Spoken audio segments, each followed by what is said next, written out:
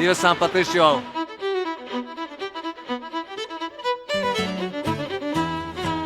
She's like the needle, needle and the sport. And you give yourself away.